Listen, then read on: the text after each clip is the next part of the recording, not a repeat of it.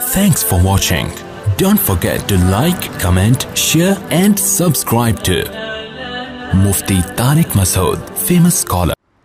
ایک اور واقعہ، ہمارے دوست تھے، ان کی کہیں شادی ہوئی، طلاق ہو گئی نا، دیندار تھے، وہ نہیں بنی، دوبارہ وہ کر نہیں رہے تھے کہ اتنا، انہوں نے کہا میں اتنا بدنام ہو گیا ہوں، کیونکہ وہ جو آدمی دیندار ہوتا ہے نا، نمازی پرہیزگار، اس پہ انگلیاں زیادہ اٹھتی ہیں کہ ایک بیوی کو تو پال نہیں سکا اور نصیحتیں کرتا پھرتا ہے لوگوں کو. اب لوگوں کو کیا پتہ غلطی کس کی تھی، اس کی تھی یا ان کی تھی. یہ چیزیں سمجھانا لوگوں کو بڑا مشکل ہوتا ہے. کوئی مشہور آدمی جب میاں بیوی میں ڈیورس ہونا تو نیچے کمنٹس دیکھا کریں، کچھ اس کو الو کا پٹھا کہہ رہے ہوتے ہیں شوہر کو، ابے یہ تو بندہ ہی 2 نمبر ہے، اور کچھ اس کو کہہ رہے ہوتے ہیں عورت کو کہ یہ نہیں بسا سکی. ہونا یہ چاہیے کہ آپ کسی کو کچھ نہ بولو. ہونا کیا چاہیے؟ کسی کو کچھ نہ. بھائی ہمیں پتہ ہی نہیں ہے کہ اس میں غلطی کس کی ہے. بعض لوگ کہتے ہیں ہمیں تو پتہ ہے اس کی بیوی کا بیان ہم نے سنا ہے. تو بھائی جس کو طلاق ہوگی وہ کیا اچھے اچھے بیانات دے گی؟ وہ تو الٹی ہی باتیں کرے گی. اور مرد، بعض کہتے ہیں مرد کی سائڈ لے رہے ہوتے ہیں کہ ہم نے شوہر کا بیان سنا ہے، بھائی یہ عورت صحیح نہیں تھی. بھائی اس نے تو ڈیورس دی ہے، وہ یہ تھوڑی کہے گا اتنی پیاری، اتنی اچھی، اتنی خدمت گزار اگر تھی تو پھر چھوڑا کیوں تو نے اس کو بھائی. تو اس لیے کمنٹس بہتر کیا ہے، بہتر کیا واجب ہے، کرو ہی نہیں. بولو بھائی ان کا آپس کا ذاتی معاملہ ہے، ہمیں نہیں پتہ کون غلط کون صحیح، اور نہ اس بارے میں ہم سے قیامت کے دن سوال ہوگا. لیکن بڑا مسئلہ یہ کہ چپ رہنا ہم نے بچپن سے سیکھا ہی نہیں ہوتا. بہت سے مسائل چپ رہنے سے حل ہو جاتے ہیں، لیکن چپ رہنے پر ایسا لگتا ہے کہ گورنمنٹ کی طرف سے پابندی ہے، حالات سے ایسا لگتا ہے.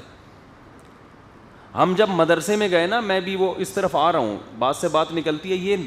یہ جو مجلس ہوتی ہے نا ہماری واعظ و نصیحت کی ہوتی ہے. اس میں یہ نہ ذہن میں رکھا کریں کہ جی ایک ہی topic A to Z topic, اور نالج کے لیے آپ نے اگر بیان سننا ہے نا تو میرے تفسیر کے لیکچر ہوتے ہیں. یہ کیا ہے بھائی؟ بیان کے بعد کھانے کا اہتمام کیا گیا ہے، تمام لوگ کھانا کھا کے جائیں گے، زندہ باد ہو گیا. آپ ہی میں سے کوئی صاحب ہیں وہ اصرار کر رہے تھے کہ مفتی صاحب جتنے لوگ، وہ بھی آتے ہیں پابندی سے بیان سننے، انہوں نے کہا بھائی یہ آج میری طرف سے ان سب کی دعوت ہوگی. تو میں نے کہا ٹھیک ہے بھائی، تو وہ انہی کی طرف سے انتظام ہے تو کھلا لو بھائی، کسی کے منہ سے ہم تو نوالا چھین نہیں سکتے.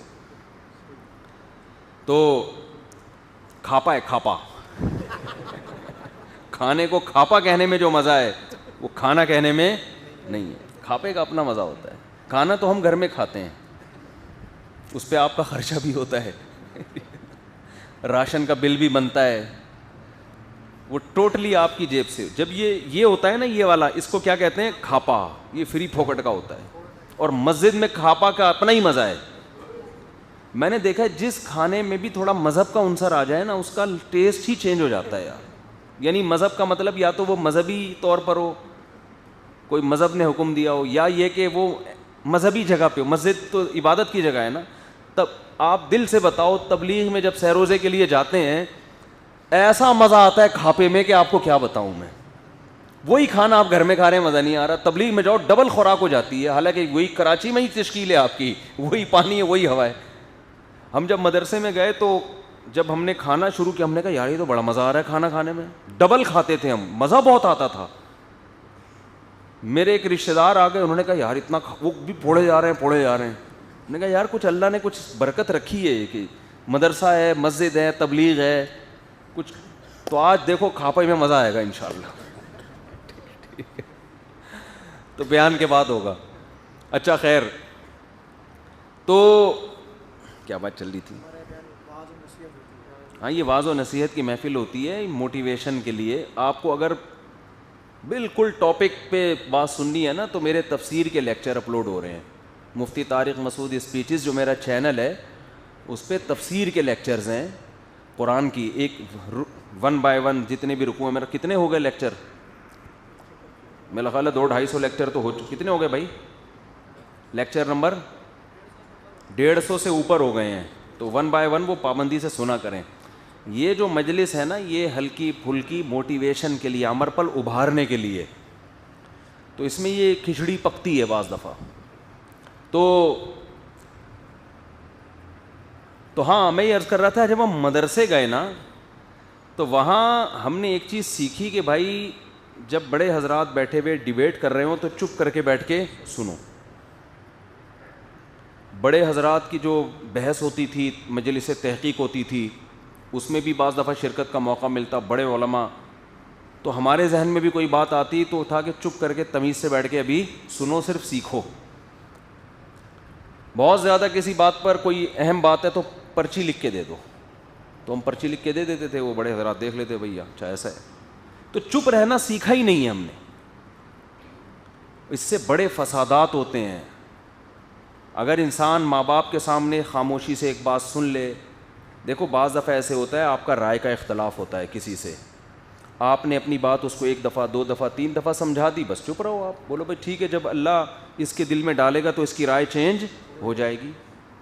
اب مسلط نہ ہو جاؤ, نہیں یہی ٹھیک ہے, نہیں یہی ٹھیک ہے, نہیں یہی ٹھیک ہے, اس سے لڑائی ہوتی ہے, دل خراب ہوتے ہیں, نفرتیں پھیلتی ہیں.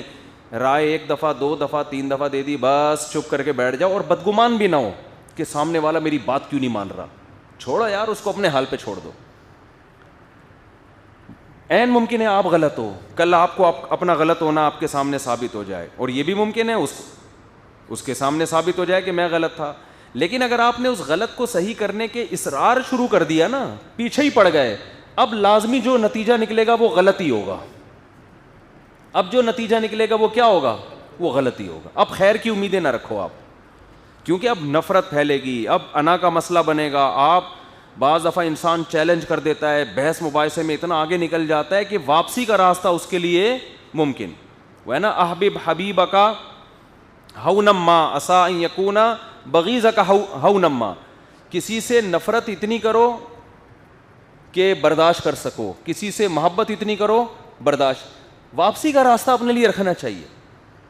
تو جب آپ بہت آگے نکل جاتے ہیں, انا کا مسئلہ بن جاتا ہے, پھر آپ کو سامنے والے کے دلائل سمجھ میں بھی آئیں گے تو آپ قبول نہیں کریں گے, کیونکہ آپ کو اپنی ذلت محسوس ہوتی ہے. پھر نفرتیں, مبالغے, اور ایک دوسرے پر, اس سے بڑا معاشرے میں فساد پیدا ہوتا ہے, اس سے معاشرے میں اصلاح کبھی بھی نہیں ہوتی.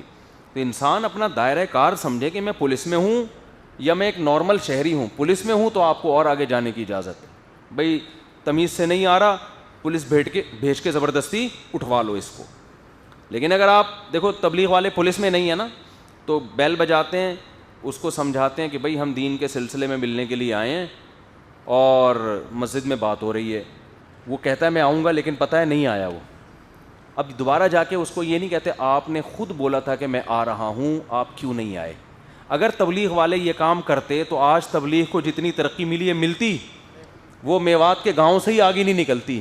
وہیں گاؤں کے سارے لوگ جمع ہو کے اتنے چترول لگاتے, بولے بھائی یہ مصیبت کھڑی ہو گئی ہے ہمارے لیے, گھر سے بلاتے ہیں, ہم ٹوپی بھی نہیں کرا سکتے, ان کو زبردستی گھسیٹتے ہیں. تبلیغ میں یہ ہدایت دی ہے بھائی ہم پولیس میں نہیں ہیں, ہمارا کام واعظ و نصیحت ہے. ایک دفعہ آرام سے بیل بجا کے بندے کو بلاؤ. اگر اندر سے بندہ بول دے نا, بچہ بول دے ابو نہیں ہے گھر پہ, تو ان سے تفتیش نہیں کرو کہ نہیں سچ کہہ رہے ہو کہ جھوٹ کہہ رہے ہو, بس مان لو کہ نہیں ہے. حالانکہ ہوتے ہیں بعض دفعہ ابا خود ہی کہہ رہے ہوتے ہیں بچے سے کہ جا کے بولو میں گھر پہ نہیں ہوں. بچہ آ کے یہی بول رہا ہوتا ہے کہ ابو کہہ رہے ہیں میں گھر پہ نہیں ہوں.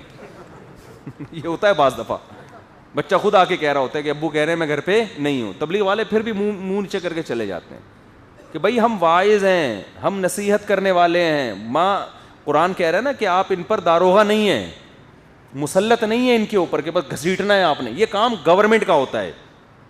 حکومت کو شریعت نے نہ صرف اجازت دی ہے بلکہ حکومت کو شریعت نے حکم دیا ہے کہ وہ برائی کو ڈنڈے کی طاقت سے روکے. لوگ نا اس میں مبالغہ دو انتہا کی طرف ہیں. کچھ لوگ کہتے ہیں اسلام میں نرمی ہے, سختی ہے ہی نہیں, بالکل پولائٹ بس. اور کچھ اس کو کہتے ہیں کہ ہر جگہ کیا کرنی ہے, سختی. ایسا نہیں ہے, اسلام نے دائرہ کار بنایا. جو جس کے پاس پاور ہے, حکومت ہے, اس پر لازم ہے کہ وہ سختی کرے. سعودی عرب میں ڈنڈا چلتا تھا, اگر آپ مسلمان ہو نماز نہ پڑھو چھوڑتے نہیں تھے وہ. یہ بالکل صحیح قانون تھا سعودی عرب میں. تو دکانیں بند. تو جس کے پاس گورنمنٹ ہے, حکومت ہے, وہ کر سکتا ہے, اس پہ تو سختی لازم ہے. کیونکہ حکومت کی سختی کرنے سے اس کے سائیڈ افیکٹ کم ہیں اور فائدے زیادہ ہیں. کیونکہ حکومت کے خلاف کوئی کھڑا تھوڑی ہوگا تو حکومت اٹھا لے گی اس کو, آ جا بھائی گڈی نوٹ سائڈ تلا, پولیس والے پکڑ لیں گے اس کو. لیکن عام آدمی جب سختی کرے گا تو وہ سامنے والا بولے گا تو میرا باپ ہے, تو میرا ماموں ہے, تو کون ہے بھائی, مجھے کیوں مسلط ہو گیا میرے اوپر. بتا دیا نا سگریٹ اچھی چیز نہیں ہے, بس کافی ہے, اب جا اپنا کام کر. تو بعض دفعہ دیندار لوگ چپک جاتے ہیں سامنے والے کو, سمجھا رہے ہیں, گھروں میں لڑائیاں شروع, چھوٹا بھائی بڑے بھائی کے جان کو عذاب آ جاتا ہے, اس کو نصیحتیں کر رہا ہوتا ہے, اولاد اپنے باپ کے لیے عذاب بن جاتی ہے, اس کو سمجھا رہے ہیں ابا آپ یہ غلط کر رہے ہو, ابا آپ یہ, باپ کو غصہ آتا ہے بھائی تو میرا باپ ہے یا میں تیرا باپ ہوں. تو بھائی اپنے دائرہ کار کو انسان دیکھے کہ گھر میں پہلے فیصلہ کرے ابا ان میں ہے کون سا. ابا کو یہ حق ہے کہ وہ آپ پہ سختی کرے, آپ کو حق نہیں ہے کہ آپ ابا پہ سختی کریں. ابراہیم علیہ السلام کے والد کتنا بڑا جرم کر رہے تھے, بتوں کو بنا کے بیچنا, معاشرے میں شرک کو پروموٹ کر رہے ہیں, اس سے بڑا کوئی جرم ہو سکتا ہے؟ ابراہیم علیہ السلام نے ڈنڈے سے نہیں ان کو سمجھایا ہے, محبت سے سمجھاتے رہے. جب بالکل نا امید اور مایوس ہو گئے, سلام علیک, آپ پر اللہ کی طرف سے سلامتی ہو, بس میں ہجرت کر کے جا رہا ہوں بس. تو اللہ نے بتا دیا بھائی, کیونکہ جب آپ اپنے سے بڑے پر سختی کرنا شروع کرو گے تو نتائج اس کے منفی نکلیں گے, فائدہ اس سے نہیں ہوگا. اسی طرح عوام پر بھی یہ لازم ہے کہ گورنمنٹ کو تلوار سے صحیح کرنے کی کوشش نہ کرے, ڈنڈے سے صحیح کرنے کی کوشش نہ کرے, عزت دے کے اس سے جو کچھ کروایا جا سکتا ہے حکمران سے, وہ اس کو رسوا اور ذلیل کر کے نہیں کروایا جا سکتا اس سے. تو خیر موضوع پھر ادھر ادھر نہ ہو جائے. تو یہاں بات آئی تھی نا کہ جب ڈیورس ہو جاتی ہے تو جان کو عذاب بن جاتے ہیں, چھوڑ دو نا بھائی, آپ بولو ہمیں نہیں پتا ان میں کون غلط تھا, ہمیں نہیں پتا کون غلط تھا ان میں. ہاں جب جیسے کسی آدمی نے بیوی کو طلاق دے دی, اب بولو بھائی ان کا ذاتی معاملہ ہے, عورت چاہے رو رہی ہے, ہائے ہوئے ہے کر رہی ہے, بعض دفعہ عورتیں اتنا روتی ہیں آدمی کو ترس آتا ہے اس کے میاں نے غلط کیا, بھائی ہو سکتا ہے ڈرامہ کر رہی ہو یار. اور بعض دفعہ مرد اتنا زیادہ وہ عورت کی مظالم بیان کر رہا ہوتا ہے کہ آدمی کو لگتا ہے کہ اس کی بیوی 2 نمبر ہے, تو بھائی ہو سکتا ہے یہ جھوٹ بول رہا ہو.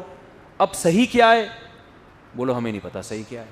تو بھائی تمہیں کیوں نہیں پتا, تم محلے میں رہتے ہو, بھائی ہمیں اور بہت ساری باتیں نہیں پتہ ہیں, تو یہ والی بھی ہمیں نہیں پتہ ہے. سمجھ رہے ہو, بہت ساری باتیں ہمیں نہیں پتہ. تو آپ بولو مجھے تمہارے ابو کا نام نہیں پتا, جس طرح کی باتیں کر رہے ہیں نا, بولو ہمیں نہیں پتا بھائی. اور اگر کوئی بتا رہا ہو ان میں کون صحیح کون غلط, تو سنو بھی نہیں, کیونکہ غیبت جیسے کرنا جائز نہیں ہے, سننا بھی جائز نہیں ہے.